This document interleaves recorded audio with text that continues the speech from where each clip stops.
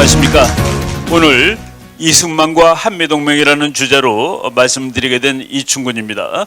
이 큰 주제가 사실로 도전한 현대사라고 되어 있습니다. 지금 대한민국 현대사가 사실적이지 않다라는 그런 의미라고 생각이 됩니다.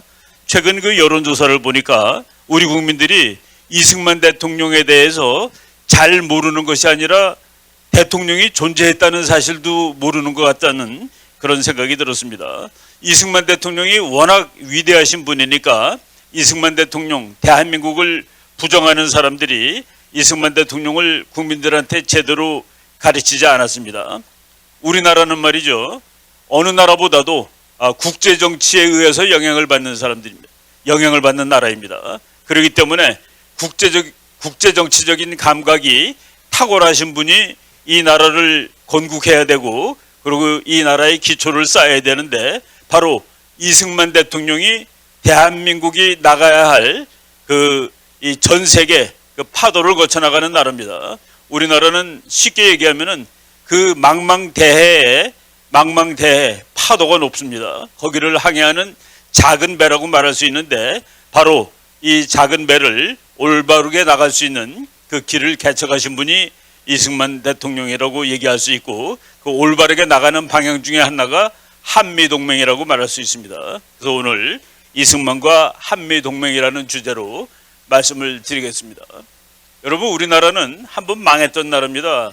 역사에서 없어진 적이 있는 나라다 하는 그런 얘기입니다. 죽었던 나라다 하는 얘기죠. 그런데 나라가 망하게 된 것은 지금부터 한 110년 전입니다. 1910년에 우리나라가 일본에게 식민지가 됐습니다. 합병돼 가지고 나라가 없어졌습니다. 그때 우리나라를 잃게 한 가장 중요한 그 원인을 보면은 이 나라를 끌어가는 사람들이 국제 정치에 대해서 너무 잘 모르고 있었다라는 그런 말씀을 드릴 수가 있습니다. 그렇기 때문에 우리나라는 국제 정치에 대해서 잘 아시는 분이 나라를 건국하고 끌어가야 되는데, 그런 분이 이승만이다라고 말씀을 드리고, 그리고 나라를 끌어가는 하나의 좋은 안전장치가 한미동맹인데, 이승만 박사께서 한미동맹을 어떻게 힘들게 만드셨는지, 그리고 한미동맹의 내용은 무엇인지, 그리고 오늘날 한미동맹을 망가뜨리려는 세력이 있는데 그 세력들이 의도하는 바가 어떤 점에서 잘못됐는지, 이런 것 등등을 오늘 말씀드리기로 하겠습니다. 이 주제를 크게 그 네 가지로 자르기로 했습니다. 첫 번째는 이승만 대통령의 국제정치적인 감각입니다. 이승만 대통령의 리더십, 그리고 그의 국제정치적인 해안을 첫 번째 말씀을 드리고, 두 번째는 이승만 박사가 대한민국이라는 국가를 만들고 국가가 생기자마자 2년도 안 돼서 전쟁이 났습니다. 전쟁을 승리로 이끌고, 그리고 전쟁을 끝난 다음에 이 나라를 지금 70년 이상 평화가 있게 한 아주 중요한 국제적인 장치인 한미동맹을 이승만 대통령께서 만드셨는데, 그 과정에 대해서 말씀을 드리겠습니다. 그리고 세 번째는 우리 국민들이 한미동맹의 내용에 대해서 잘 모릅니다.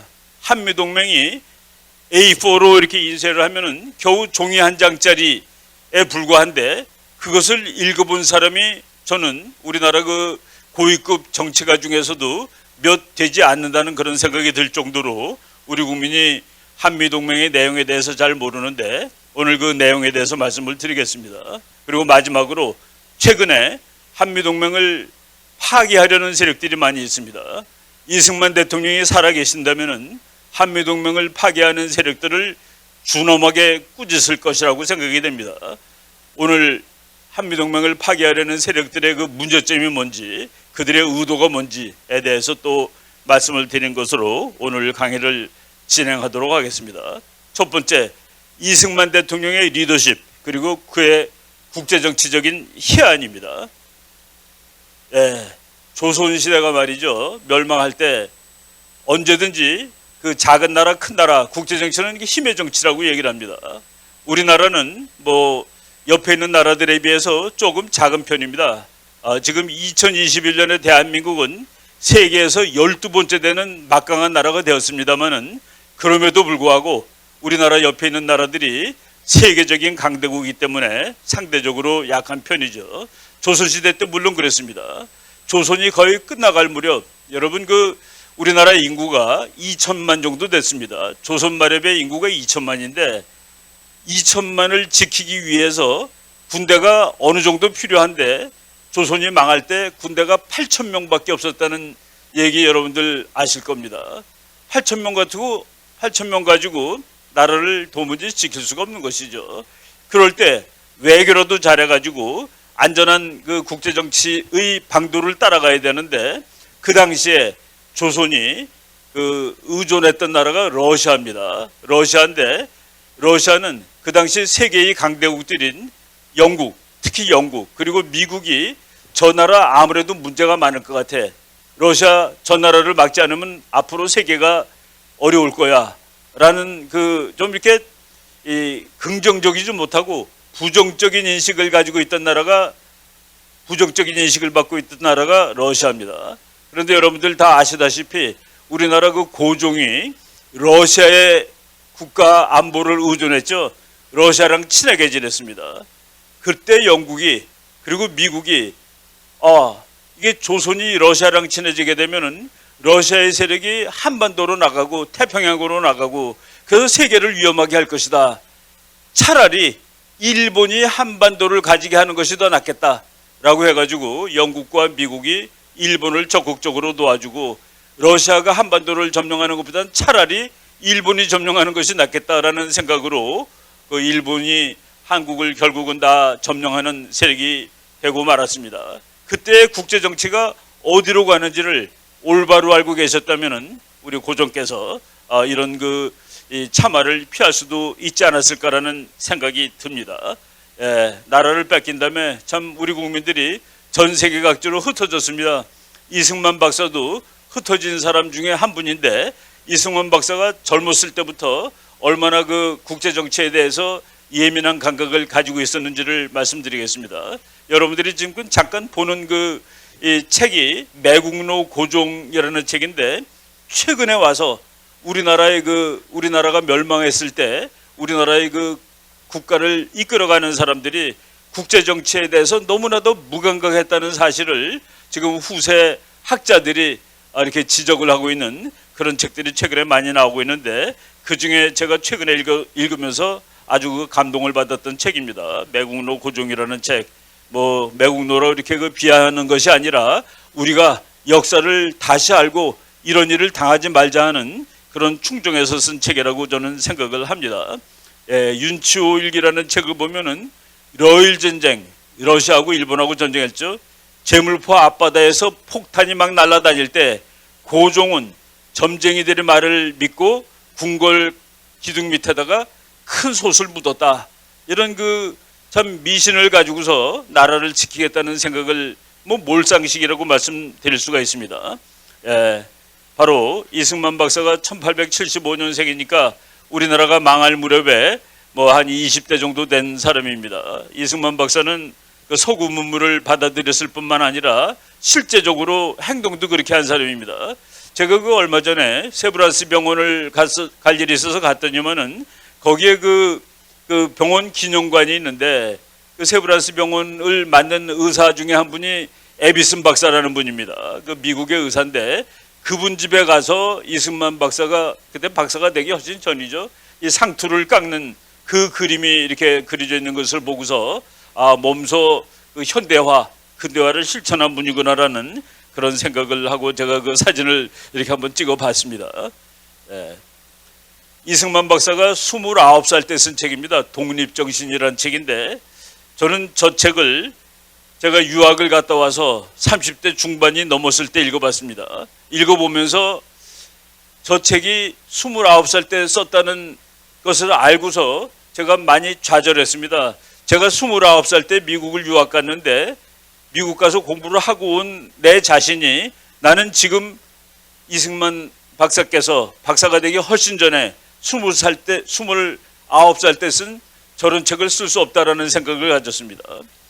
옆에 있는 청일전기라는 책이 있는데 저 책은 25살 때 쓴 책입니다. 그것도 감옥에서 청나라와 일본이 전쟁한 이야기를 썼는데 저는 그 앞에 서론을 읽고서 저분은 25밖에 안 됐을 때 박사밖에 훨씬 전에 이미 거의 박사 수준의 국제정치학을 이해하고 계셨다라는 생각을 했을 정도입니다. 그리고 저것은 이제 박사 논문입니다. 미국의 영향을 받은 중립이라는 그 책으로 연세대학교에서 이제 연세대 출판부에서 번역이 나왔는데, 저거는 미국의 영향을 받은 중립, 제목은 그렇게 돼 있지만은 미국을 통해서 우리나라가 국가안보를 확립할 수 있겠다라는 그 아이디어가 이미 박사학위 논문에도 나와 있다라는 그것을 알 수 있게 해주는 책입니다. 이승만 박사께서 말이죠, 2차 대전이 일어나기 직전에 그때 일본이 그 미국에 대해서 참 뭐라고 그럴까요? 이 PR을 잘했습니다. 그래서 많은 미국 사람들이 일본에 대해서 좋게 생각하는 거예요. 그러니까 이승만 박사가 미국 사람들한테 경고합니다. 여러분, 지금 일본이라는 나라에 대해서 이렇게 좋게 생각하시면 큰일 납니다. 일본은 곧 전쟁할 나라예요. 그래가지고 일본이 속이 어떤 나라인지, 일본 그 책 제목이 Japan Inside Out입니다. 일본의 내막기라는 말로 우리말로 번역도 됐고, 일본의 가면을 벗긴다라는 그 번역도 나왔습니다. 그러니까 일본의 속을 한번 알아봐야 된다. 미국 사람들, 일본의 속이 어떤지, 일본의 속이 얼마나 검은지 아세요라고 쓴 책인데, 저 책을 써가지고서, 저 책 쓸 때는 이미 이제 박사를 받은 후죠. 저 책을 말이죠, 출판사들이 인쇄를 안 해주려고 그래서 출판사를 찾는데도 대단히 애를 먹었던 책입니다. 그런데 전쟁이 딱 터지고, 저 책 나온 지 1년밖에 안 됐을 때 전쟁이 터진 다음에 미국 사람들이 놀랐습니다. 이승만 박사의 그 희안에 감탄을 하고, 저 책이 그 당시에 거의 베스트셀러가 됐던 이런 책입니다. 지금 제가 이승만 박사의 그 국제정치적인 감각을 얘기하는 것은, 이승만 박사가 대통령을 하실 동안 이승만 박사의 그 지적인 능력은 전 세계 최고급의 그 엘리트에 속하던 사람이었다는 얘기입니다. 영국의 처칠을 능가했고, 그리고 미국의 루즈벨트 윌슨을 능가하는 그런 그 대단한 트루만 대통령을 훨씬 능가하는 그런 지식인이 대한민국을 만들고 끌어갔다라는 그 말씀을 드리기 위해서 이승만 박사의 그 지식을 지금 말씀을 드리는 겁니다. 여러분들이 다 아는 카이로 회담이라는 게 있습니다. 우리나라 중고등학교 책에 나오죠. 우리가 그냥 배우긴 이렇게 배웠습니다. 카이로 회담에서 그 미국, 영국, 그리고 이제 중국 3거두가 대한민국이, 그때 대한민국이 아니죠, 그때는 조선이 참 노예 상태에 신음하고 있는 것을 불쌍히 여겨서 곧 독립을 시켜주기로 했다라고 했는데, 제가 이제 공부를 쭉 하면서 보니까 사실 독립시켜주기로 약속을 한 것이 아니더라고요. 거기에 그 문장을 보면은 한국은 in due course라는 말이 있습니다. 그 영어로 해석하기가 대단히 어려운 말인데, in due course, Korea shall become free and independent. in due course, 적당한 절차를 밟아서 한국은 자유롭고 독립된 국가가 될 것이다. in due course라는 것은 적당한 절차라는 뜻인데, 시간적으로 적당하다는 소리인지 절차가 적당하다는 소리인지 이런 아무런 그 내용이 없습니다. 그리고 적당한 절차를 밟아서 독립 안 시켜도 되는 겁니다. 적당한 절차니까. 적당한 절차를 밟아서 1년 후에 독립시켜도 되는 겁니다. 적당한 절차를 밟아서 30년 후에 독립시켜도 되는 겁니다. 인듀 코스라는 말을 이해하는 사람이 그때 이승만 박사밖에 없었습니다. 그래서 이승만 박사는 저 카이로 회담 문건을 보고서 이게 무슨 우리를 독립시켜준다는 얘기냐 해가지고 항의 사안을 보낸 적이 있다는 사실을 알고 제가 놀랐습니다. 예, 그 인듀 코스라는 말이 그 영국의 처칠이 만든 문장입니다. 맨 처음에 말이죠, 미국 그 대통령이 보좌관한테 여기 말을 한마디 써보라고 그랬더니만은 가장 빠른 시일 내에 한국을 독립시켜야 된다라고 썼답니다.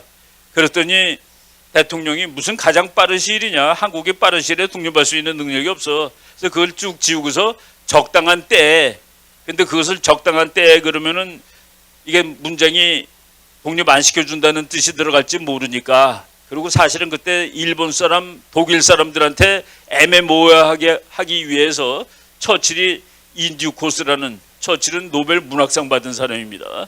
인듀 코스, 해석하기 아주 나쁜 말로 써놨는데 그것을 이승만 대통령이, 이승만 박사가 보고서 이거는 우리를 독립시켜줄 생각이 없는 거다 라고 분노한 그 편지를, 항의 편지를 보낸 적이 있었습니다.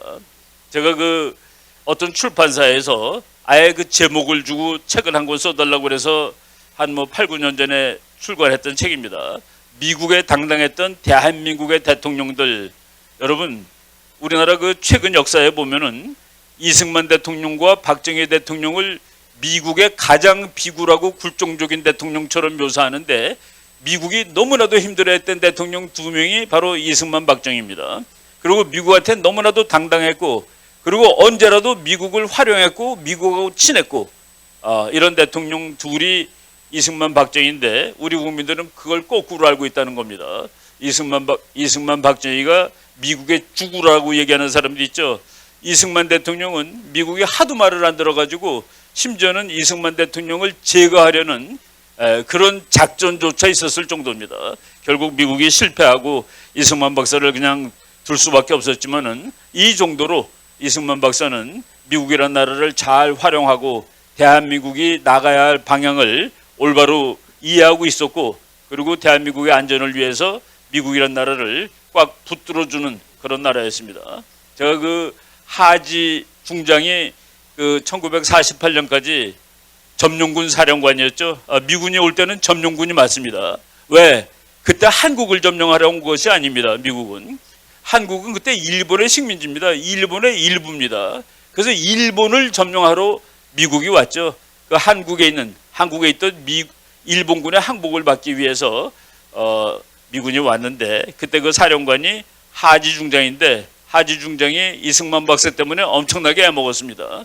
이승만 박사는 하지 중장 정도 하고 상대할 사람은 사실은 아니었죠. 하여간 그 복잡한 군정 기간 동안 이승만 대통령은 우리가 다 알고 있는 건국 4대 정신의 국가를 만들었습니다. 자유민주주의 국가를 만들었고, 시장경제가 지배하는 나라, 그리고 한미동맹, 미국이라는 나라와 잘 결탁해서 이 나라를 끌어간다. 그리고 기독교의 정신, 기독교의 국론, 여러분들이 다 아시는 주제라고 이제 말씀을 드릴 수가 있습니다. 그래서 이승만 박사가 많은 오해를 받는데, 이승만 박사가 나라를 분단시켰다는 오해를 받습니다. 아닙니다.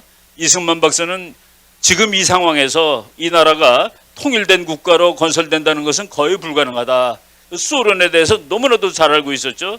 그래서 정읍에서 한국에서만이라도 정부를 수립하는 수밖에 없습니다 라고 얘기를 했는데, 저것이 바로 이승만 대통령이 한국을 분단한 기운이다라고들 다들 우리 국민이 얘기하고 있습니다.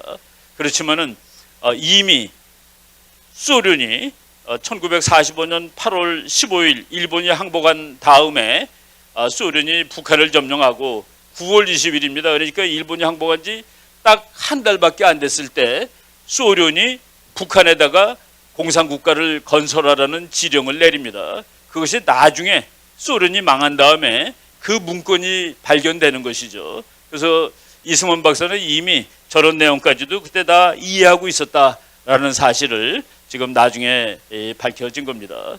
이승만 대통령은 자유의 나라를 건설했고, 그 자유의 나라를 지킬 수 있는 방법으로 한미동맹이라는 그 국제적인 장치를 만들어야 되겠다라고 일찍부터 생각하고 있었다라는 얘기입니다. 네. 이거는 이승만 대통령이 우리나라 제가 이제 국제 정치를 공부하다 보면은 1942년, 43년 보면은 대한민국, 그래서 대한민국이 아니라 그때 조선이죠. 조선의 웬만한 지식인들이 전부 친일을 합니다. 이 사람들이 왜 친일했을까? 이렇게 원래는 애국자들인데, 제 개인적인 결론으로는 그분들이 그 당시에 국제 정치에 대해서 오해하고 있었다입니다. 무슨 오해를 하고 있었느냐? 일본 이거 오래 갈 거야. 우리가 생각하듯이 일본이 곧 망할 나라가 아니야 라고 생각하고, 그럴 바에는 우리가 일본하고 협력을 하고 우리 스스로 힘을 길러서 나중에 훗날 이 나라를 찾아오는 방법을 강구하는 것이 더 현실적이 아니겠어? 라고 생각했는지 모릅니다. 그렇지만은 국제정치의 그 탁월한 능력을 가진 이승만 박사는 아니야, 일본은 곧 멸망할 거야. 그래서 1940년대 대부분의 우리나라 지식인들이 친일로 돌아섰을 때 우리 국민들한테 싸우자. 이제 우리나라는 곧 독립을 이룰 수 있다라고 계속 그 격려를 하고, 이제 우리가 이길 수 있다는 그 희망을 이제 부어 넣어줬던 겁니다. 우리가 말이죠. 이제 대한민국은 국제 정치의 영향 속에서 살아가는 나라입니다. 우리나라 그 최근 지도자들이 뭐라고 얘기를 하냐면은 우리 민족끼리라는 말을 너무 많이 써요. 우리 민족끼리 통일하겠다. 그런데 저는 우리 민족이 잘못해서 분단된 것도 아니고 우리 민족이 힘을 합쳐서 노력을 하더라도 통일을 이루기는 너무나도 힘들다라고 생각을 합니다. 우리나라의 많은 문제가 국제정치적인 문제인데 여러분 저 지도를 보시면은 우리나라가 그 얼마나 국제정치에 의해서 영향을 받는 나라인지 알 수 있습니다. 지금 우리가 통일을 이루지 못하고 있는 것은 우리 주변에 있는 강대국, 특히 중국이 한반도 통일을 반대하기 때문입니다. 중국은 통일된 한반도가 피곤해요. 무섭습니다. 중국 사람들은 그러죠.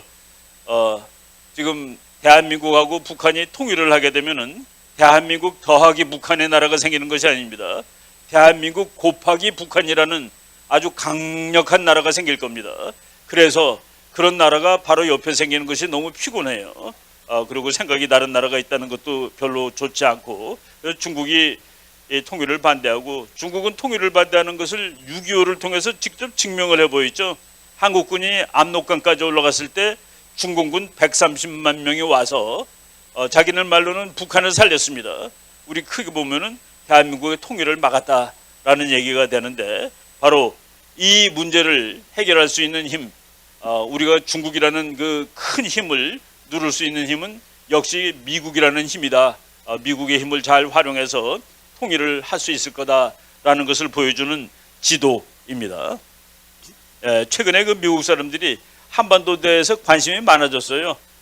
그동안은 말이죠. 냉전 시대 때 미국이 한반도 분단을 그냥 유지를 했습니다. 평화롭게 분단되어 있는 것이 편하다라고 생각을 했는데 최근에 이제 중국이 너무 힘이 세지면서 미국이 중국을 견제하기 위해서 통일된 한반도가 미국한테 전략적으로 대단히 유용할 것 같아라고 생각하기 시작을 했습니다. 그래서 그 미국에서 나온 만화인데 한국을 이렇게 돋보기로 쳐다보고 있죠. 이 나라 대단히 중요해. 그래서 미국이 말이죠. 중요한 나라에 대해서 뭐라고 얘기를 하는데 린치핀이라는 단어가 있습니다. 린치핀이라는 거가 나이 드신 분들 시골에서 옛날에 살았던 분들은 다 기억이 날 거예요. 그러니까 이제 축이 있고 바퀴가 있고 소달구지에 그 끝에 보면 조그만 갈고리가 하나 걸려 있습니다. 요 갈고리를 린치핀이라고 그러는데 갈고리가 떨어져 나가면은 바퀴가 떨어져 나가요.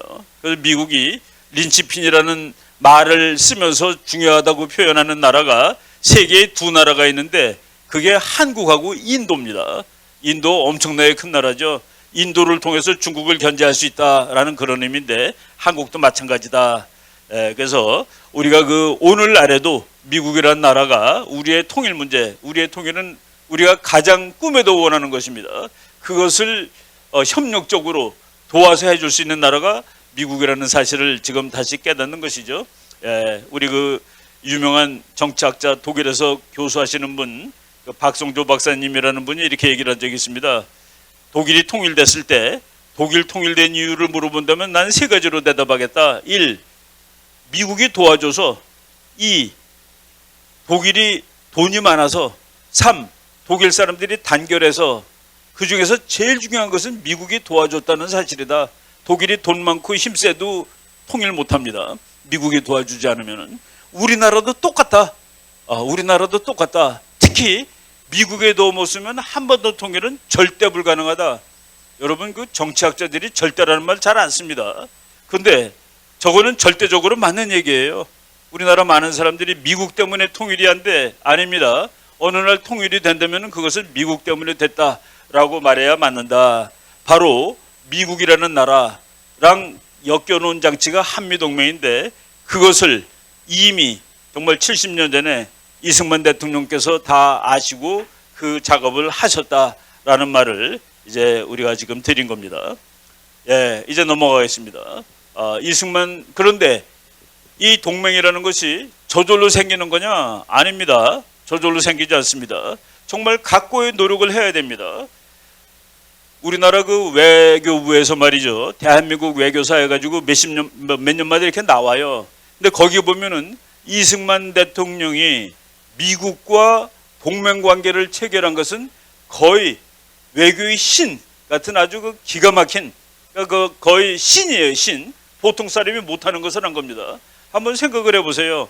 1954년에 53년에 한미동맹을 체결했는데 그때 대한민국은 국가가 얼마나 잘 사느냐, 얼마나 중요한 나라냐 이런 순서로 봤을 때 지구에 거의 제일 맨 끝에 있던 나라입니다. 여러분 그냥 흔히 얘기하는 미국 학자들이 1960년에 한국하고 제일 비슷한 나라가 가나라입니다. 가나. 아프리카에 가나라는 나라가 있어요. 그 가나라는 나라 대통령이 한번 한국에 와가지고 우리나라는 초콜릿 재료가 많이 나오니까 그 초콜릿 재료를 한국에 많이 보내겠다. 그래서 그 초콜릿을 우리나라 초콜릿 중에 그 가나라는 나라 이름이 무슨 초콜릿이 있죠. 정말 아프리카에 못 사는 나라인데 1960년에 한국하고 가나가 같았는데 지금 한국은 세계에서 10등권에 들어왔고 가나는 그냥 남아있는 겁니다. 이게 바로 다 그 이승만 박사가 공국한 그 탄탄한 기반 위에서 나라가 발전할 수 있었는데 그 미국과 외교를 해서 이제 한미 동맹을 완성시키는 그 과정을 한번 보겠습니다. 대한민국 건국 자체가 이미 소련이라는 나라가 강대국으로 등장한 다음에 그리고 북한이 이미 나라 모습을 갖춘 후에 많은 사람들이 우리가 생기고 북한이 그 다음에 생겼다라고 얘기를 해요. 우리는 8월 15일 날 생기고 북한은 9월 9일 날 생겼으니까 한국이 먼저 생겼으니까 북한이 자기네들도 할 수 없이 만든 거 아니냐. 우리 국제정치학자들은 말이죠. 이 나라가 언제 완성됐느냐를 봤을 때 그 나라의 군대가 언제 완성됐느냐를 보는데 북한 군대가 1948년 2월 달에 완성이 됩니다. 그러니까 북한은 이미 그리고 대한민국이 나라를 선포할 때를 기다리고 있다가 그리고 자기가 나중에 함으로써 니네가 했기 때문에 우리가 나중에 했다라는 그런 그 참 대단히 정치적인 것이죠. 우리가 이제 그런 그 역사적인 그 곡해 오해에 속거나 넘어가면 되지 않습니다. 우리나라는 이미 북한이라는 정말 대한민국을 공산주의로 통일시키려는 그리고 나라가 생기기 이전부터 정말 막강한 군사력을 갖춰놓은 북한이 건설된 다음에 사실은 나라가 생긴 거라고 이제 보시면 되죠. 우리나라를 만드는 과정에서 이승만 대통령은 미국한테 일부러 의존했습니다. 알고서 의존했습니다. 많은 사람들이 비겁하게 그렇지 않습니다. 국제정치에서 줄 잘 쓰는 것은 옛날이나 지금이나 똑같습니다. 심지어는 강대국도 줄 잘 못 쓰면 안 됩니다. 일본이 세계에서 몇 번째 가는 강대국인데 1차 대전 때는 줄을 잘 서가지고 승자에 들어가고 많은 이익을 취했는데 2차 대전 때 줄을 잘못 쓰는 바람에 저렇게 원자탄까지 맞고 망한 것이죠. 바로 이승만 박사가 줄을 잘 썼다. 그것을 요새 말로 하면은 올바른 전략을 가지고 있었다라는 얘기가 되는데 미국이라는 좀 세계적인 강대국을 이제 뒷배경으로 삼아가지고 나라를 건설했죠. 이승만 박사는 말이죠. 우리나라를 점령하러 왔던 미국이 이제 대한민국이라는 나라가 생겼으니까 이제 이 나라가 이 뿌리를 내리고 그리고 안전보장을 지킬 때까지 가면 안 된다라고 얘기했는데 그때 미국 사람들은 한국이 그다지 중요하지 않다고 생각을 했습니다. 그때 미국에서 나온 자료를 보면은 미국이 도와줘야 될 나라 16나라를 등수를 매겼는데 한국이 13등점 나옵니다. 그러니까 뭐 도와주면 좋겠지만은 순서가 뒤고 그리고 미국이 그 정도로 뭐 군사력이 많은 것도 아니고 그래서 이제 1949년에 다 철군을 하죠. 이승만 박사는 철군하면 안 된다고 막 이제 그 뭐 메가더 장군한테 호소도 하고 윽박지르기도 하고 그랬습니다. 우리가 저 사진 본 김에 한마디 더 말씀을 드린다면은 1950년 6월 25일 날 전쟁이 터졌죠. 이승만 박사가 참 분노하는 그런 날이었습니다. 26일 날 새벽에 동경에 있는 메가더 사령부에 전화를 걸었습니다. 부관이 말이죠. 새벽이니까 장군님 주무신다고 그러면서 전화 안 바꿔주는 거예요. 이승만 박사가 호통쳤습니다. 빨리 장군 깨워가지고 전화 받으라고 그러라고. 그래서 이승만 박사가 호통에 그 부관이 놀래서 전화를 메가더 장군한테 바꿔줬습니다. 이승만 박사가 소리칩니다. 내가 뭐라고 그랬어? 한국에 있는 미군 철군하면 전쟁 난다고 내가 얘기하지 않았어. 예, 전쟁 났으니 당신 알아서 책임지시오. 라고 호통을 쳤습니다. 저는 그 장면의 글을 읽으면서 그날 그 새벽에 전화를 걸어서 미국의 별 다섯인 미국의 영웅인 저 장군한테 저렇게 소통치고 책임지라고 소리를 지를 수 있는 대통령이 그날 그 순간에 있었다는 사실이 우리나라를 죽지 않게 한 하나의 그 참 하나님의 가호일 수 있다라는 생각이 들었습니다. 그 장소에 저런 분이 없었더라면은 뭐 북한이 일주일 만에 부산까지 점령하는 것이죠. 메가더 장군이 바로 내 도와주겠다라고 이제 약속을 하고 한국 전선으로 달려오는 겁니다. 여러분 저 지도 한번 보세요. 전체가 공산주의입니다. 우리나라는 아시아 한 귀퉁이에 붙어 있는 정말 대한민국이라는 그 요만한 정말 10만 평방킬로미터밖에 안 되는 이 나라가 70년 동안 지금 밀려나지 않았습니다. 한반도 전체가 빨간색이 되는 것이 너무나도 자연스러운 그림인데 그것을 막아낸 것, 이것이 이제 한미동맹이고 바로 이승만 박사가 지켜낸 것이라고 보시면 됩니다. 사실은 6.25 동안에 저 38선은 깨지고 그리고 한반도에 저쪽 낙동강하고 부산하고 그 일부 빼놓고는 한반도도 더 빨간색이 된 적이 있죠.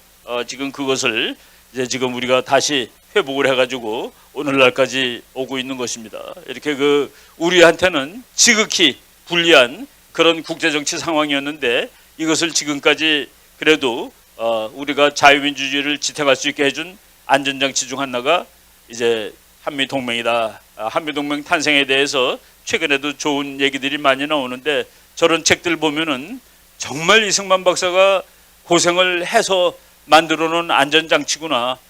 이것은 뭐 정말 그 이승만 박사를 외교의 신이라고 얘기해도 하나도 틀리지 않는 그런 그 일화들이 저 책에 다 있습니다. 우리나라 그 휴전할 때 우리나라 유엔군 사령관으로 와 있던 사람이 클라크 대장입니다.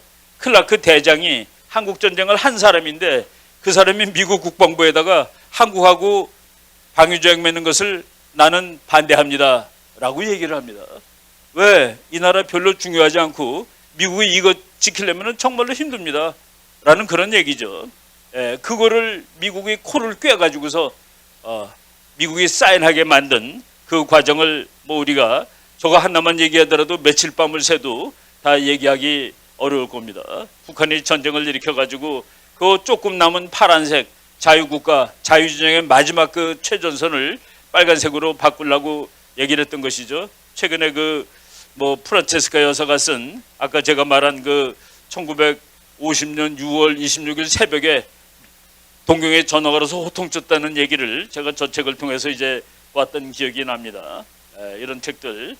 그리고 미국이 우리를 도와줬는데 저 사진이 그 서랍 속에 있다가 최근에 발견된 사진이래요. 해피 뉴 이어 프롬 코리아 1952 한국전쟁에 와 있던 미군 병사들입니다. 1951년 연말에 찍은 사진 같아요. 저분들은 지금 살아계시면 거의 90살가량 됐을 것 같습니다. 그때 20살이라고 치더라도 저분들 중에서 1951년 연말이니까 그러고 나서도 전쟁을 거의 2년을 다 했는데 저분들은 다 살아계셨는지도 모르겠고 살아서 미국 다시 돌아갔더라도 지금쯤은 뭐 몇 분이 살아계실지 그런 생각을 하게 됩니다. 바로 저런 그 미국이란 나라를 한국에 엮여놓은 이런 그 대통령이 이승만이다라는 얘기죠. 미국 사람들이 6.25 때 와가지고 지게 지고 다녔습니다. 저 그림 보고서 제 책에다가 저 그림을 넣었는데 편집하시는 그 분이 자기가 저걸 보고 하도 눈물이 나와가지고 좀 고맙기도 하고 안 돼 보이기도 하고 그래서 자기가 저 사진을 보고 한참 울었다라는 얘기를 해서 제가 거꾸로 농담해 줬습니다. 미국 사람들이 지게를 얼마나 좋아했는데 그래요. 그러면서 여러분 저 지게가 말이죠. 지게는 길이 없는 곳도 갈 수 있는 겁니다. 미국의 물건 끌고 있는 건 길이 없으면 못 가죠. 쟤는 아무 데나 가고 그리고 쉴 때 너무 좋아요. 딱 그러면 45도 각도로 거의 그냥 의자 침대도 됩니다. 그리고 물리적으로 말이죠. 박격포를 싣고 다녔답니다. 미군 병사들이. 그거 한 손으로 전혀 못 드는데 박격포를 뭐 지게에다가 이렇게 올려놓으면 들 수가 있었다는 그런 얘기도 있습니다. 그 미국에 가보면은 한국전쟁 기념관에 참 그 감동스러운 문장이 있습니다. 미국 한국전쟁 기념관에 이렇게 말이 써 있어요.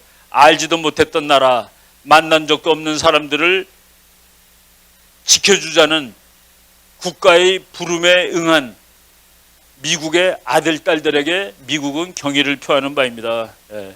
그 미국 젊은 병사들이 어디 있는지도 모르는 나라예요. 그리고 만나본 적도 없는 사람들, 그 사람들이 공산국가의 침략을 받아서 위태롭게 돼 있는데 저 사람들을 구해 줍시다 라고 국가가 불렀더니만은 응답해서 와서 이렇게 싸운 사람들, 이 사람들한테 미국 정부는 경의를 표합니다 라는 말이 미국의 그 한국전쟁 기념관 가면 다 있습니다. 제가 그 하와이를 방문했을 때 그 어느 교회에 갔더니만은 미국의 그 부부인데 아들 5에 딸 하나 있는데 그 5명의 아들이 전부 한국전쟁에 와서 전쟁을 했더라고요. 참 저런 분들이 있어서 우리가 이 나라를 구하는데 참 이렇게 그 도움이 됐다라는 그런 생각을 했습니다.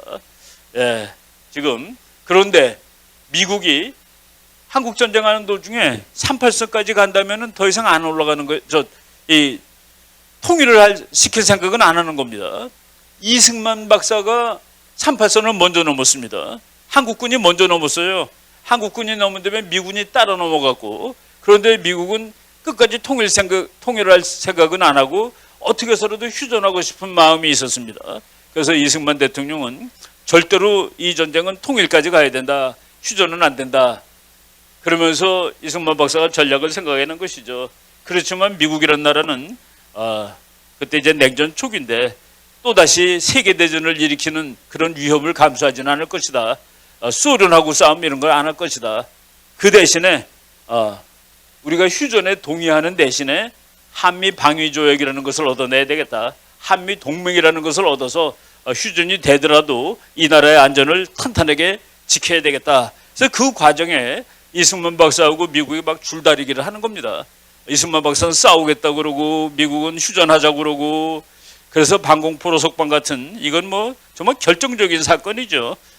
이승만 대통령이 미군 사령관한테 지휘권을 다 맡겨놓고 그 사람들을 석방시켰다는 건 지휘권을 그냥 다시 뺏어와 버린 거나 마찬가지입니다. 이런 그 우여곡절을 거쳐서 이제 한국 전쟁이 끝난 다음에 미국이 오케이 한국과 동맹조약, 방위조약을 맺어주겠다는 약속을 이제 받아내죠. 제가 아까 말씀드렸듯이 클라크 유엔군 사령관이 1953년 4월 18일 그러니까 전쟁 끝나기 한 석 달 전에 현 시점에서 한국, 미국 두 나라가 안보조약 체결을 고려하지 않을 것을 건의합니다. 한국하고 동맹 맺지 말라는 그런 얘기죠. 뭐 대부분이 다 반대했습니다. 그래서 미국은 미국 국무부가 이제 반대를 많이 하고 그러니까 이승만 대통령은 국무부에 간첩들이 많다라고 막 소리 지르고 그랬죠. 결국 1953년 10월 1일 전쟁 끝나고서 한 2달 지난 후에 미국 워싱턴에서 이제 두 나라가 사인을 하게 되는 겁니다. 그래서 저 한미 상호방위조약을 체결을 했을 때 국제사회는 사실은 놀랐죠. 미국이라는 세계 최고의 나라가 어디 있는지도 모르는 조그만 나라가 전쟁 나면 와서 도와주겠다고 약속을 하는 법이 어딨냐. 그것도 비슷한 나라가 하는 것이지. 지금 우리나라 사람들이 일부 좌파들이 그래요. 일본하고 한국하고 필리핀 이런 나라들이 다 미국하고 조약인데 한국 것이 제일 우리한테 불리하게 돼 있다. 그렇지 않습니다. 한국 거가 불리하게 돼 있잖아요. 일본은 미국이 저 나라가 또 힘이 세지고 그러면 안 되니까 그냥 누르는 하나의 방편으로 방위조약을 맺은 겁니다. 너는 군대 가지면 안 돼. 내가 알아서 다 너를 지켜줄 거야. 필리핀이라는 나라는 그렇게 중요하지 않았는데도 불구하고 미국의 식민지였고, 그리고 미국이 뭐 오랫동안 그러니까 우리가 일본의 식민지였듯이 필리핀은 미국의 식민지였습니다. 그런 그 관계가 있어가지고 이제 미국이 필리핀하고 동맹을 맺어준 겁니다. 어떤 사람이 그래요. 일본은 말이지 우리나라처럼 미국이 지휘하지 않는다고. 그렇게 말하면서 일본은 독립적이니까 지휘하지 않는데 우리는 미군의 지휘를 받는다고. 일본군은 말이죠. 미군하고 전쟁을 함께 하지 못하게 돼 있는 군대입니다. 미군은 총을 쏘면은 일본군은 총알을 갖다 주는 군대예요. 우리는 함께 총을 쏘는 군대고. 그래서 미국이 우리를 지휘를 하는 겁니다. 함께 총을 쏘니까. 일본은 함께 총을 쏘는 군대도 아니에요. 너네들은 탄약이나 날라. 이렇게 그 구조가 다른 것을 알아야 되는 것이죠. 한미 동맹은 동맹의 역사상 세계에서 가장 잘된 동맹 중에 하나입니다. 뭐 동맹이 성공적인 동맹이 되기 위해서 몇 가지 요인이 있는데 군사적으로 통합되어 있는 지위가 하나인 경우를 가장 훌륭한 동맹이라고 칩니다. 그리고 70년 동안 동맹의 원칙이 뭡니까? 전쟁을 막는 건데 전쟁을 막았고, 그리고 그 부수적인 그 산물로서 대한민국이 경제 발전해서 세계적으로 잘 사는 나라가 되었고, 이런 것들을 우리가 다 따져보면은 한미 동맹은 정말로 괜찮은 동맹이고 성공적인 동맹이고 어디 갖다 내놔도 부럽지 않은 동맹이다라고 말씀드릴 수가 있습니다. 우리는 이제 미국과 동맹이 돼가지고, 그래서 냉전 체제, 우리는 자유주의의 맨 앞에 섰습니다. 세계가 두 개로 쪼개져서 싸웠죠. 공산주의, 자유주의. 우리나라가 자유주의의 맨 앞에서 그래서 그 냉전을 하면서, 그래서 우리는 냉전에 대해서 기억이 별로 좋지가 않아요. 왜? 맨 앞에 서 있었거든. 싸울 때마다 큰 싸움은 없었지만 그 작은 모든 싸움을 우리가 한 그런 상황입니다. 그 대신에 또 미국은 우리한테 반대급부를 많이 또 해줬다고 볼 수가 있죠. 한미동맹이 어떤 내용을 가지고 있느냐, 뭐 짧은 문장이기 때문에 우리가 한번 읽어보도록 하겠습니다. 한미동맹은 대한민국이 어떻게 기여를 했느냐.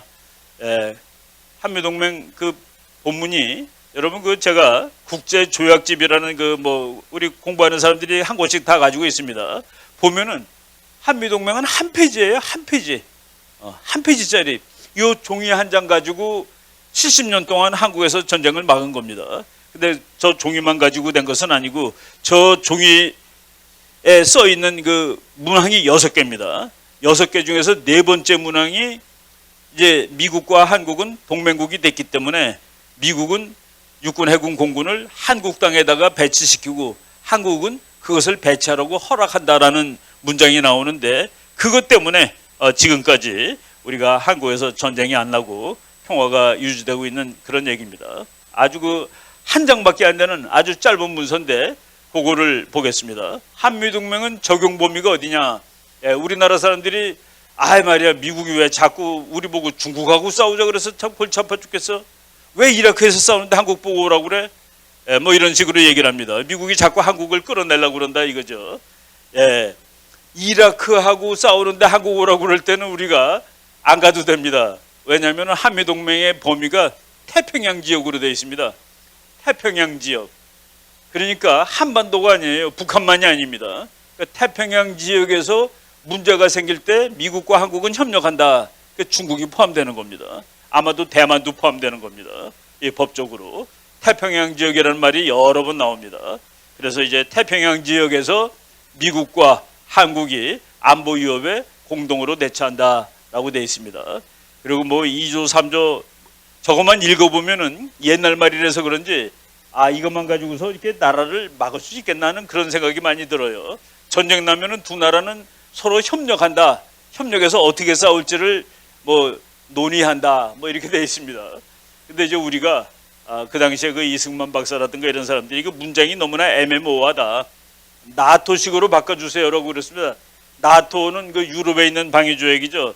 거기는 어느 일국에 대한 공격은 전체에 대한 공격으로 간주하고 즉각 반응한다. 우리도 즉각 반응하는 거로 바꿔주세요라고 졸랐습니다. 근데 이제 미국은 즉각 반응하는 거로 문장은 바꿔주지 않았습니다. 대신에 미국은 군대를 동두천 의정부에다 갖다 놨습니다. 여기다 군대를 갖다 놓으면 이게 즉각 반응이야. 북한이 서울 오려면 반드시 의정부 동두천을 거쳐야 되니까 이게 더 중요해. 글자를 바꾸는 것보다 아예 미군이 서울 위에 있는 것이 더 중요하지. 그래서 몇십 년 동안 북한이 서울을 점령하기 위해서는 반드시 미국하고 싸우지 않으면 안 되는 그런 상태를 유지하고 있었던 겁니다. 3조는 태평양 지역, 또 이제 다시 한번 확인을 했죠. 4조가 이겁니다. 상호적 합의에 의하여 미 합중국의 육군, 해군과 공군을 대한민국의 영토 내와 그 부근에 배치하는 권리를 대한민국은 이를 허여하고, 옛날 말이죠. 미군이 이제 한국과 한국 주변에 배치가 되는데 한국은 이것을 허락한다. 그리고 미국은 그것을 수락한다. 그래서 지금 이제 미군이 여기 주둔하는 근거는 뭐 일본군을 점령하러 왔던 미군은 49년 6월 달에 다 갔습니다. 그리고 그 다음에 한국 전쟁하러 왔던 미군이 이제 있는데, 그 미군이 전쟁 끝난 다음에 1953년 10월 1일 날 맺은 한미방위 조약에 의해서, 이제 조약에 의해서 여기 와 있는 겁니다. 그래서 지금 여기 있는 미군은 한미 상호 방위 조약 때문에 있는 미군이에요. 그러니까 종전선언이 됐으니까 가라가 말이 안 되는 겁니다. 한미 방위 조약이 폐기돼야 가는 거예요. 바로 그런, 우리가 법적으로 따지자면은 그런 얘기를 할 수 있다. 그리고 이제 뭐 본조약은 어떻게 그 비준하고, 6조 보세요. 본조약은 무기한으로 유효하다. 어느 당사국이든지 타 당사국에 통과한 후 1년 후에 본조약을 종지시킬 수 있다. 저거 좌파들이 그래요. 미국이 말이야, 한국은 영원히 점령하려고 본조약은 무기한으로 유효하다, 영원히 존재한다라고 했다는 거예요. 필리핀 같은 데는 10년마다 이제 하는 거로 돼 있습니다. 근데 그 사람들이 역사를 모르는 거죠. 우리가 오늘 역사적 사실을 공부하자는데, 우리나라 국회의원들이 말이죠, 1년 후에 본조약을 종지시킬 수 있다는 말, 저걸 빼달라고 오히려 부탁을 한 겁니다. 미국이 말이죠, 이 조약은 영원해. 그런데 어느 나라든지 나 그만하고 싶어라고 상대방에다 통보하면은 1년 후에 끝난다로 되어 있습니다. 그래서 오늘 미국이 말이죠, 야, 나 한국하고 동맹 그만하고 싶어 그러면 내년 오늘 끝나는 거로 되어 있습니다. 또는 우리나라에서 야, 미국 나 동맹 이제 그만할래. 그럼 1년 후에 끝나게 되어 있습니다. 그때는 묻고 따지지 말자로 되어 있는 거예요. 그래서 저걸 빼달라. 우리나라 사람들은 미국이 아무 때나 관둘 수 있다는 내용이 들어가 있지 않느냐 라고 얘기했습니다. 근데 우리나라 좌파들은 미국이 한국을 영원히 지배하려고 저렇게 했다는 거예요. 그러니까 말이 안 되는 얘기를 하는 것이죠. 필리핀은 10년마다 했는데 우리는 왜 무기한으로 유효하다라고 했느냐. 그래서 그 5조 보면은 양국 국회에서 비준을 해야 되는 것이죠. 근데 미국은 1953년 10월 1일 날 사인을 했고 국회에서 오케이, 이거 조약이하고 비준한 것이 그해 겨울입니다. 근데 우리는 저 문장 빼달라고 버티고 있었던 거예요. 한국은 저 문장 좀 빼달라. 그래서 우리나라 국회에서는 1954년 11월 18일 날 비준했습니다. 1년 후에. 그래서 저 효력이 53년 10월 1일 날 사인했는데 효력은 54년 11월 18일부터 발휘했. 이런 그 역사를 우리가 알고 있어야 되는 것이죠. 그래갖고 저것이 오늘날까지 이 나라를 지키는, 그래서 이제 미군이 주둔하고 정말 한반도의 전쟁을 실질적으로 억제하는 것이 주한미군이다라고 말씀을 드릴 수 있는 것이죠. 주한미군의 기능은 뭐냐? 여러분, 미군 없으면 우리나라는 북한한테 지냐? 저는 안 진다고 주장합니다. 안 져요. 북한이 덤비면은 우리가 싸워서 북한을 격퇴하고 대한민국을 지킬 수 있습니다. 그런데 한번 생각해 보세요. 지금 북한하고 전쟁하면은 우리가 이게 공들여서 만들어 놓은 이것들이 다 부서질 텐데, 그래서 이기면 뭐 할까?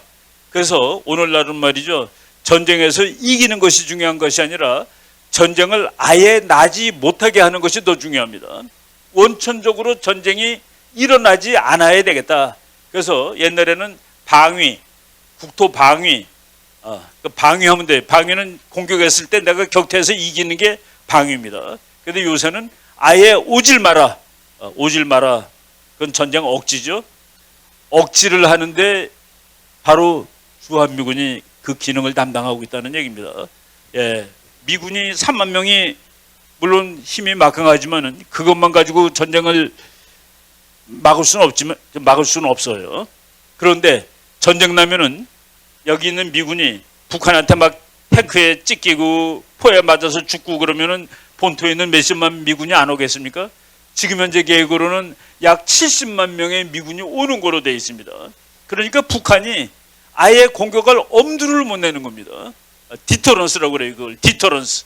아예 하질 못하게 하는 것. 주한미군의 기능은 전쟁이 아예 일어나질 못하게 하는 것입니다. 북한군한테 물어보세요. 한국군 70만이 무섭니? 미군 2만 8천 명이 무섭니? 미군 2만 8천 명이 미군 70만이 되니까 무서운 겁니다. 그래서 70년 동안 전쟁을 억제를 한 겁니다. 그동안에 우리는, 우리 젊은 친구들이 그래요. 교수님, 우리는 우리나라를 우리가 지키는 게 더 중요하지 않습니까? 맞죠? 당연히 더 중요하지. 근데 왜 미군이 있어요? 그래서 제가 어느 남학생이 그러길래 자네 말이야 혹시 미군이 가면은 그리고 우리 힘으로 기르려면은 자네 군대 가서 10년이 있어야 될지도 모를걸. 북한은 가서 10년이 있습니다. 우리나라는 지금 2년밖에 안 있는데면요. 바로 미군이 있기 때문에 그것이 가능한 겁니다. 미군이 없다면은 우리 힘으로 나라를 지키려면은 우리 젊은 친구들이 군대 가서 5년 있어야 될지 7년 있어야 될지 알 수가 없습니다. 북한은 10년이니까 바로 이런 것들. 그리고 미군 때문에 우리나라는 지금 세계적인 산업 국가입니다. 다른 나라들이 우리나라에 투자를 많이 해요. 많이 하는데 여러분 여기서 사는 사람보다 미국에서 사는 사람이 한국에 대해서 더 불안해합니다. 우리는 오래 지나서 불안을 잃어버렸어. 불안해지 잘 몰라. 그런데 외국 기업들이 돈을 투자했을 때 저 돈이 혹시 공산주의자들한테 다 점령당하면 안 되겠지. 미군이 있으니까 괜찮을 거야. 그래서 미군이 있다는 사실 때문에 한국이 위험한 나라가 아닌 것으로 되고 그래서 투자를 하는 겁니다. 그런 말 있죠. 주한미군이 나가게 되면은 전쟁이 나는 것보다 경제가 더 먼저 망가질지 모른다고. 요새 여러분 돈 빠져나가는 데는 몇 초 걸립니까? 딱 누르면 되죠. 엔터 누르면 돈 다 빠져나가는 겁니다.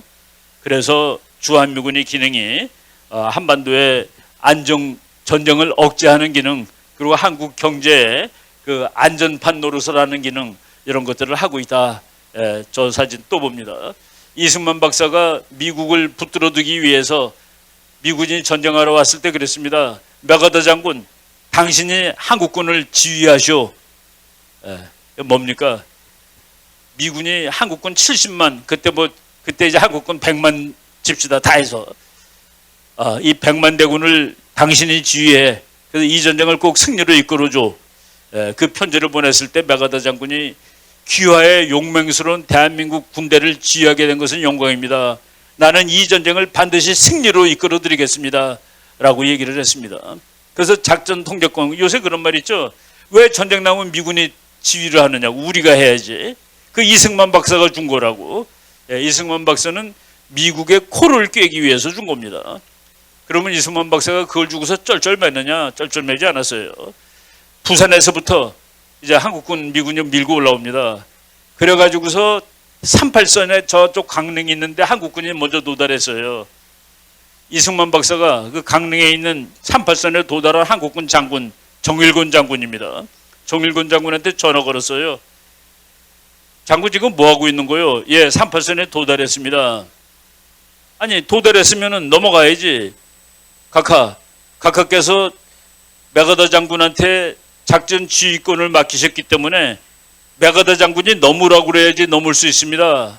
라고 얘기를 하니까 이승만 박사가 노한 음성으로 장군, 귀관은 누구 부하요? 각하 부하입니다. 그럼 넘어가시오. 넘어간 날이 1950년 10월 1일. 그게 오늘 우리나라의 국군의 날이 된 겁니다. 10월 1일 날 한국군이 넘으니까 이제 사실은 법적으로는 반칙이죠. 미군 장군한테 지휘권을 줬는데 우리 대통령이 넘어가라고 그랬으니까. 그게 바로 대통령의 뭐라고 그럴까. 내가 총차령관은 나야. 그리고 내가 작전 지휘권을 줬지만은 언제든지 저 친구가 잘못하면 내가 다 할 수 있는 거야. 라는 그런 생각을 가지고서 미국한테 당당했다는 얘기입니다. 그리고 이 메가더 장군은 거기에 순응했습니다. 맞아, 이거 넘어가야 되는 거야. 하고서 전쟁을 했죠. 근데 그 전치 작전 통제권을 지금 뭐 차조원에 만에 그러면서 이제 뭐 그걸 찾아오는 것이 우리 민족의 독립과 자존이고 어쩌고저쩌고 그러는데 독립과 자존이 아닙니다. 사실은. 그 얘기 잠깐만 해드리고 우리가 이제 결론 부분으로 넘어갈 텐데, 이승만 대통령이 보니까 미군 따로 한국군 따로 싸우는 거예요. 그런데 군사 원칙은 유니티 오브 코맨드라는 말이 있습니다. 지휘 통제가 단일화됐을 때 그 부대가 싸움을 제일 잘해요. 나폴레옹이 그렇게 얘기했습니다. 나폴레옹은 세계적인 그 군사 전략가인데, 똑똑한 장군 여러 명이 지휘하는 부대보다 조금 똑똑하지 못하더라도 장군 한 사람이 지휘하는 부대가 전쟁을 더 잘한다. 그러니까 지휘 통제가 단일화돼야 된다는 그런 얘기입니다. 그래서 한국 그 이승만 대통령이 이 전쟁을 하는 특별한 기간 동안 미군이 우리 한국군을 다 지휘해서 이 전쟁을 승리로 이끌어 주세요. 그리고 미군은 맥어더 장군은 너무 감사합니다. 이 전쟁을 반드시 승리로 이끌어 드리겠습니다. 그리고 이승만 대통령은 맥어더 장군하고 아주 친합니다. 나이는 이승만 대통령이 5살이 위인데 아주 절친이에요. 그래서 맥어더 장군의 그 전략을 잘 압니다. 맥어더 장군은 말이죠, 미국에서는 조금 고집불통 장군이라고 비판하는 사람들도 있어요. 그 사람은 고집불통인데 뭐냐면은 전쟁은 시작됐으면 무조건 이겨야 된답니다. 무조건. 중간에 정치적으로 타협하고 이런 건 없어. 전쟁은 승리 외에는 다른 대안이 없어. 바로 이승만 박사가 그것을 정확히 알고서 당신 한국군 지휘해라고 얘기했던 것이죠. 그런데 이제 자꾸 문제가 생기다 보니까, 무슨 문제가 생기냐? 우리나라의 정치에 군대가 개입하는 거예요. 뭐 부마 사태도 가고 광주도 갔다. 그러니까 우리 국민들이 미군이 보냈다라고 그러는 겁니다. 자꾸. 근데 미군은 내가 보내지 않았어. 그래서 미국 쪽에서 그러면 지휘권을 두 개로 쪼개자. 전쟁이 나면은 내가 하지만은 평소에는 한국군은 한국군이, 미군은 미군이. 그래서 평시작전 통제권, 전시작전 통제권으로 이 작전 통제권이 쪼개집니다. 그래서 김영삼 대통령 때예요. 뭐 여러분들이 그 날짜까지 다 알 필요는 없는데, 김영삼 대통령 때 평시에는 한국군이 한국군을 지휘하고 미군은 미군을 지휘하는데, 전쟁이 나면은 미군이 다 지휘하자라고 약속을 했습니다. 그래서 이제 시간이 이렇게 흐르는데, 갑자기 노무현 대통령 때 전쟁 났을 때 지휘도 못하는 게 독립군이냐, 왜 미군이 지휘해야 돼? 라고 얘기를 하는 겁니다. 이승만 박사의 그 얘기를 보면 그런 말을 할 필요가 없는 것이죠. 전쟁을 효율적으로 하기 위해서 한 사람이 지휘하는 걸로 되어 있는데, 그래서 노무현 대통령 때 달라고 그랬더니 미국이 그래 가져가세요 그런 겁니다. 미국이 안 줄 줄 알았는데 가져가라는 거예요. 왜 미국은 가져가라고 했습니까? 책임 안 지려고. 그거 책임이 얼마나 경감이 됩니까? 근데 우리가 지휘를 할 수 있는 능력이 사실은 없었습니다. 그래가지고 이제 노무현 대통령이 미국이 가져가라고 그랬는데, 곧 가져가 그랬는데 몇 년 있다가 가져오겠습니다 해가지고 2012년 4월 17일 날 가져오겠다고 그랬습니다. 2012년 4월 17일? 4월 17일은 또 뭡니까? 1월 1일이 아니고. 저는 아직 제가 이 부분에 대해서는 연구를 끝내지 못했는데, 4월 17일 저게 무슨 날일까? 누구 생일인가? 거꾸로 읽으면 7월 14일이 되죠. 7월 14일이 6.25 때 미군이 우리 작전 지휘권을 받은 날입니다. 저거를 생각하고 저렇게 했다 그러면은 저거는 국가안보 문제를 가지고서 조금 좀 장난친 거예요. 저거는 안 되는 겁니다. 왜? 우리가 저걸 받아오려면은 예산도 따와야 되고 무기도 사와야 되고 뭐 이런 거, 그래서 1월 1일이라든가 무슨 어떤 그 1일 날 해야지 저거를 4월 17일. 그런데 이제 이명박 정부가 도무지 2012년 4월 17일까지 우리가 전시작전 통제권을 행사할 능력이 안 된다. 돈도 더 들고. 그래서 몇 년 더 연기시켜다오. 그래서 미국이 그래 연기시켜 줄게. 그래서 2015년 12월 1일로 연기됐습니다. 한 3년 뒤로 밀린 것이죠. 박근혜 정부가 됐을 때 2015년 12월 1일도 우리가 제대로 시간이 안 된다. 그래서 좀 확 뒤로 밀리자. 2020년대 중반에 북한 문제가 많이 해결됐을 때, 그때 전쟁 나면 우리가 지휘하는 거로 바꾸자라고 해놓은 겁니다. 그런데 문재인 정부가 들어선 다음에 빨리 가져오겠다. 내가 임기 중에 가져오겠다. 근데 임기 중에 가져오려면 내년 5월까지 가져와야 되는데 임기 중에 가져오는 일은 못하게 됐습니다. 미국이 그래 가져가세요. 다만 전쟁이 나면은 그래도 한국이 잘 지휘해서 이겨야 되니까 지휘할 수 있는 능력이 있는지를 보여주세요. 보여주세요. 그럼 보여주고 미국이 보고서 가져가도 되겠소. 그러면 드리겠소. 라고 얘기를 했는데 보여줄 기회가 없었습니다. 왜 없었는지 아세요? 한미연합훈련을 안 했잖아. 몇 년 동안. 몇 년 동안 연합훈련을 안 해가지고 보여주질 못했다라는. 지금은 일단 뭐 박근혜 대통령이 말했던 2020년대 중반 남북한 관계가 한참 좋아질 때 그때 받아오는 거로. 근데 그거를 노태우 대통령 때부터 시작을 한 거예요. 그러니까 이제 우리나라 대통령을 결치면서 지금까지 왔는데 이거가 말이죠. 이제 이것이 국가 자존심의 문제냐? 그렇지 않아요.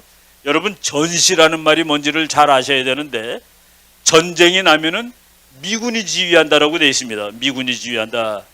그런데 전쟁이 났다는 것을 어떻게 아는데 이게 문제예요. 연평해전은 전쟁으로 치질 않았습니다. 그런데 만약 북한군이 탱크를 500대 끌고 내려왔다 쳐봐요. 그러면은 우리나라 사령관하고 미군 사령관이 이거 전쟁으로 봐야 되겠죠라고 합의를 해야 됩니다. 그 장군 2명이 합의를 하면은 국방장관한테 갑니다. 국방장관 2명이 이거 전쟁 맞습니다. 이거 전쟁 맞아요.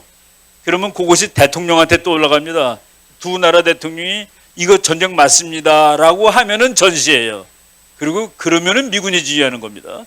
그러니까 이것이 전시라고 말해줄 수 있는 최종 결정권을 우리 대통령이 가지고 있습니다.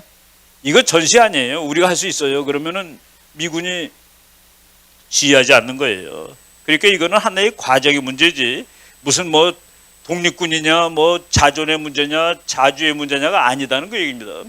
정말 자주가 그렇게 애탄다면은 이거 전쟁 아닙니다라고 그러면 되는 거예요. 그럼 우리가 다 지휘하는 겁니다. 바로 이런 내용을 그러니까 미국 사람들이 그러죠.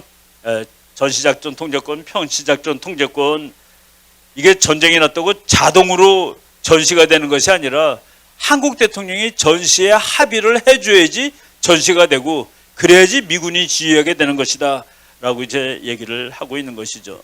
그래서 우리가 이런 것들을 자꾸 뺏어오려고 얘기하는데 그것은 어떻게 보면은 한미동맹을 약화시키려는 노력이다라고 말씀을 드릴 수가 있는 겁니다. 최근에 그런 노력이 더 많아요. 요새 무슨 얘기 여러분 많이 들으셨습니까? 종전선언한대. 종전선언. 종전선언. 말은 좋아요. 평화협정.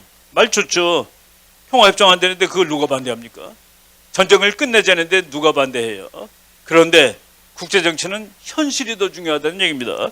두 사람이 칼로 서로 찌르려고 그러는데 칼은 내려놓지 않은 채로 야 우리 이제 안 싸우다고 선언하자. 그리고 칼을 들고 있어. 그럼 이게 무슨 의미가 있는 겁니까? 바로 이제 그런데 이런 의미 없는 일을 자꾸 하려고 그러니까 우리가 혹시 무슨 꼼수가 있는 것이 아닌가라고 걱정을 하는 겁니다. 꼼수가 있는 거 아니야? 바로 이 얘기를 잠깐 하겠습니다. 요즘에 주사파, 종북, 반미, 친중 세력들이 자꾸 종전선언하고 평화협정하자고 그래요. 평화협정, 종전선언 말은 참 좋은데 근데 왜 일부 학자들은 반대하지? 저 사람들도 보니까 대한민국을 참 사랑하는 사람들 같고 국가안보를 소중하게 여기는 사람 같은데 왜 전쟁을 끝나고 평화협정을 맺자는데 그거를 왜 반대할까? 보통 사람들이 생각할 때는 좀 애매해요. 어렵습니다. 전쟁을 끝내자는데 왜 반대할까? 여러분 국제정치에 보니까 말이죠. 평화선언이 엄청나게 많아요. 평화선언이 엄청나게 많은데 어떤 학자가 계산을 한 사람이 있습니다. 예수님 태어나기 전 1500년서부터 1860년까지 그러니까 3360년 동안에 국제정치에 평화선언이 있는 걸 다시 보니까 8000개가 넘는데요. 8000번의 평화협정이 있었고 그리고 평화협정을 맺을 때마다 평화협정을 맺는 사람들은 이제 평화가 영원히 지속될 거야 라고 기대를 했는데 다시 전쟁이 일어나는 데까지 2년이 안 걸렸답니다. 그러니까 평화선언을 하고서 평화협정을 맺고 전쟁이 일어나는 데까지 2년이 걸리지 않았다. 그리고 어느 학자는 말이죠. 평화선언을 한 나라, 종전선언을 한 나라, 불가침 조약을 맺은 나라들이 전쟁을 하는 거야 라고 얘기를 했습니다. 그거는 맞는 말이죠. 우리나라가 멕시코랑 평화선언할 가능성이 0이죠. 왜? 전쟁을 할 가능성이 원천적으로 없으니까.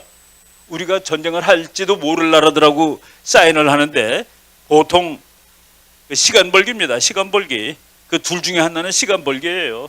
우리는 좋은 마음으로 북한 우리 종전선언을 하지 할지 모르지만은 북한이 지금 받아준다면은 그것은 필경 시간 벌기입니다. 그리고 시간 벌기. 그리고 너네들은 평화 선언을 했으니까 이제 그러니까 긴장이 풀리죠. 미군도 가야 되죠. 예, 아마 그럴 겁니다. 종전선언을 만약 이루어진다면 지금 그 이루어질 가능성은 거의 없습니다. 이루어진다면은 북한이 그럴 겁니다.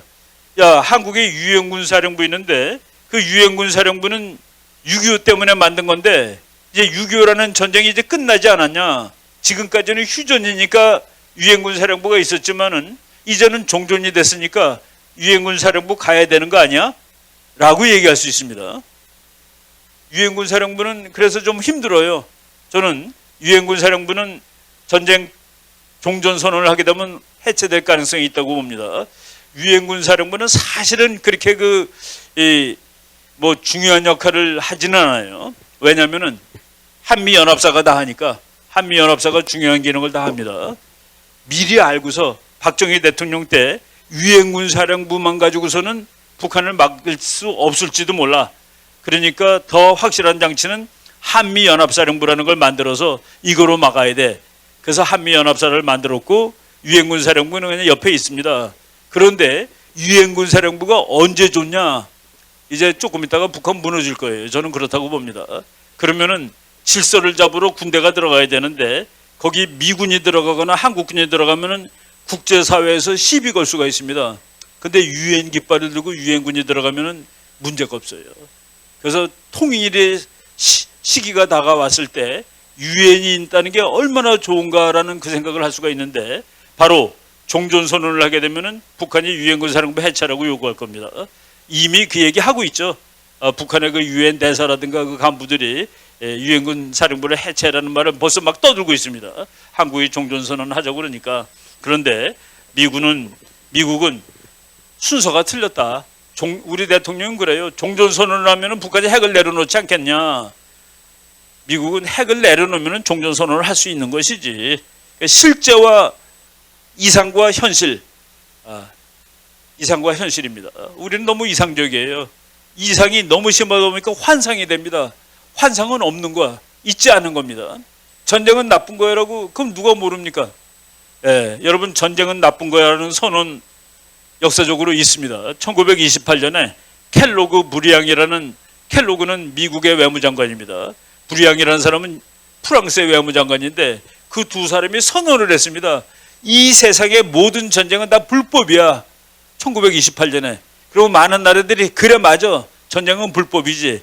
여러분 1928년서부터 지금까지 전쟁 몇백 개 났습니까? 몇 개가 아니라 몇백 개입니다.